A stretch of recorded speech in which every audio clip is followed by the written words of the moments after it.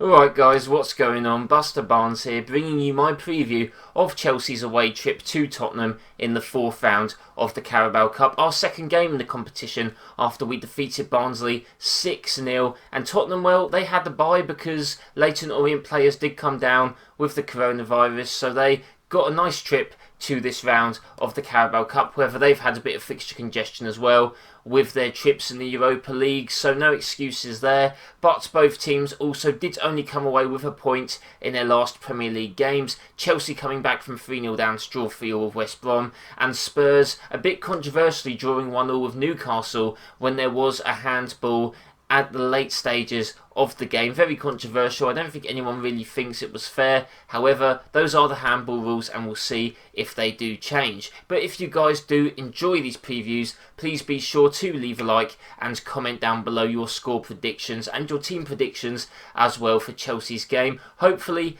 we can progress, but we shall see, and I will be getting into my lineup as this video continues. Please be sure to subscribe for more content like this as well. Okay, so team news. Frank Lampard did confirm that Ziyech and Pulisic are still not fully fit for this game. However, Edouard Mendy is in contention, as is Ben Chilwell, both of which did not feature in our game against West Brom. I was also a bit worried because there'd been no note on Kurt Zouma. He didn't seem to feature against West Brom. However, he was pictured in training for Chelsea. There's been no news on whether he's injured or whether he's leaving. I don't think he is. That'd be stupid if he was. So I'm going to assume that he is fully fit and I guess was just rested for this game. It seems a bit strange, but that's, I guess, how it goes. Tottenham, on the other hand, they've got a bit of a fixture congestion, like I did say. I think that, at least how Mourinho put it across, is that this might be the lowest on their list in terms of competitions. However, I'm sure they're going to still put out a fairly decent team and they're still going to try their hardest. Mourinho, we all know his tactics. Maybe they'll try and sit back, get a bit of a counter going and try and catch us on that. Heung-min Son did get injured though, so he won't be featuring. So it'll be interesting to see how the two teams line up. Okay, so if I am going to get into my predicted lineup for the game, in goal I've actually gone with Edouard Mendy making his debut for Chelsea. Now, I'm a little bit sceptical on this. I did actually originally have Kepa in this, as I was thinking, well, it'd be nice for Edouard Mendy to make his debut against Crystal Palace in the Premier League at home. However, you know, it is a cup game, so I'm also thinking that's also a nice way to make your debut, to sort of feel things out. And Tottenham's team might not be the strongest as well, so hopefully should be a comfortable performance for him if he does play. But I could also see Kepa maybe starting as well. I don't think it'll be Caballero just because he started 2 games in a row. Didn't really have a great performance against West Brom. However, he did perform well against Barnsley, but he is our third keeper basically, so you can't expect too much from him. Getting into the whole defence, I usually go by this one by one, but I am going to be going with Ben Chilwell at left back, Azpilicueta at right back, and Zouma and Tomori as our 2 centre backs. Zouma did not feature against West Brom, so I'm assuming that means that he's been rested for this game. Him and Tomori have a really nice partnership that we saw last season. I wish we kind of saw it more, so I'm really excited to see those two start together, and maybe they can be our centre-back duo going forward. Obviously Thiago Silva's a world-class player and I think he will start a lot of games for us, but after he's gone, as he is old, this can maybe be a centre-back duo that we see a lot, Tomori and Zouma, so I'm excited to see them play. Azpilicueta at right back just seems to rotate with Reece James. He did get 45 minutes in the last game, but I think he will start this one. Ben Chilwell at left back, I think this will be the proper game where he gets his first start for the team and can pick up some fitness and hopefully have a very good performance. It will be nice to see him at left back. Emerson did play last week, however, I think with Ben Chilwell now fit, it's definitely going to be him. Marcos Alonso, what's going to happen with his future?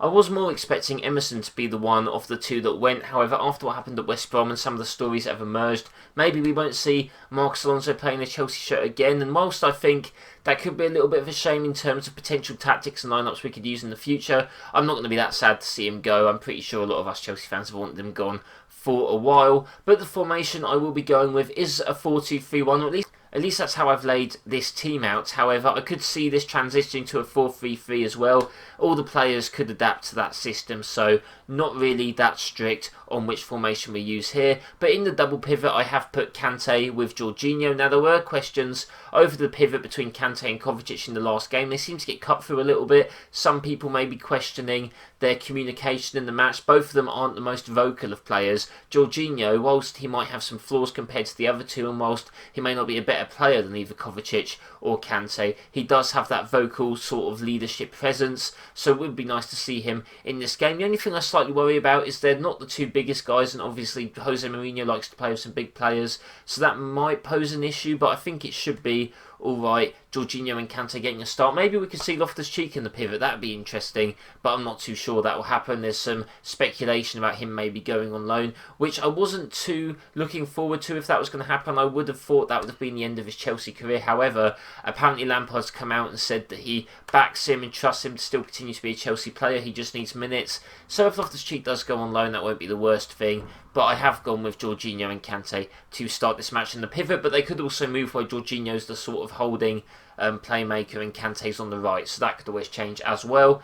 Going up to the cam, as you can see, I've gone with Ross Barkley, as I believe that, he's been good in his last few appearances. He was good when he came against Brighton. He was good against Barnsley. It was only Barnsley, but he's still put in a decent performance. And I think he deserves to start this cup game. He does seem to like a cup game, does Barkley. He likes to perform in these. So I'm looking forward to see if we can see some of the quality of Ross in this game. I don't, again, trust him to start inconsistently in games, as he is a little bit up and down. But I think in these sorts of games, this is where we could see him thrive and where he could really prove what his place in the team really is. Obviously, he's sort of competing against players like Ruben Loftus-Cheek to stay in this team. For the other two, I've gone with Callum Hudson-Odoi on the left wing. I think he has to start. He didn't start against West Brom. Against Barnsley, he maybe didn't have the most convincing performance, but he did come back against West Brom and show what quality he has. And I think he does have to start in this game as well against Spurs, where he can prove himself against a pretty high calibre team. So I think him starting at left wing, hopefully we can see more of what we saw against West Brom. On the right, I wasn't sure who to go with because Ziyech and Pulisic are unavailable, and our players have already played quite a few games, so it was really between Mount or Havertz. The reason I've gone with Kai Havertz is because of basically his left foot. Callum Hudson-Odoi left side on his right foot, Kai Havertz on the right on his left foot, with the overlapping of Azpilicueta and Chilwell. I think can make for some really nice combinations. Havertz we have seen thrive a bit more in the number 10 role, but I think for this game he should be alright coming in on the right. Who knows what Tottenham defence he's going to come up against, and he's also a versatile player as well, so I'm sure he can still have a good performance on the right hand side, and I'm sure that these players could adapt and change positions as well. I'm sure we'll see the formation change at some point in the match as well, as Lampard does like to adapt his style to how the game is going. And finally up front, maybe a bit surprisingly, I've actually gone with Olivier Giroud. Now, this definitely could be Tammy Abraham, and I wouldn't be against this,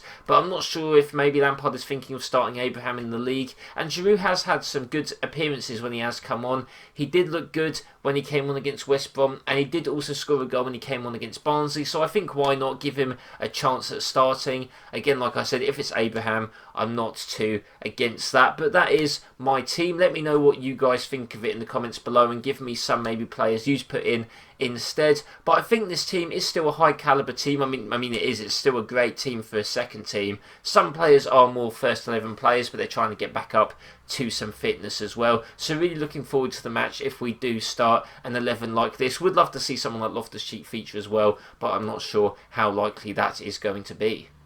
Okay, so getting into score predictions for this match. Now, again, I'm not sure what sort of team we can expect from Tottenham. I'm not sure if we can expect to see Gareth Bale. I'm not sure if he'd be fit enough to play yet. Also, like I said, Heung-min Son is injured, so not too sure who we're going to see. It could still be a strong team, we could still see Harry Kane for all I know, but I'm not too sure.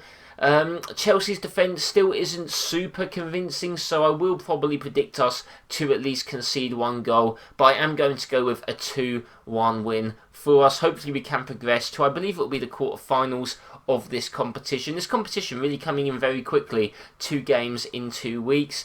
But yeah guys, that is my prediction, 2-1. If I'm going with the scorers, not sure from Spurs to be honest who's going to play. I'll just go with I don't know, from a set piece, maybe an Alderweireld scoring, I'm not too sure. From Chelsea, I'm actually going to go with Ross Barkley and Olivier Giroud getting our 2 goals as well. So that's my prediction. Please let me know yours in the comments below, who you think's going to score. And yeah, I hope you guys do enjoy these preview videos. Please be sure to leave a like if you did enjoy. Comment your team predictions down below and subscribe for more content like this. I'll be bringing you footballing content like this, FPL content. My Game Week 3 recap will be out tomorrow.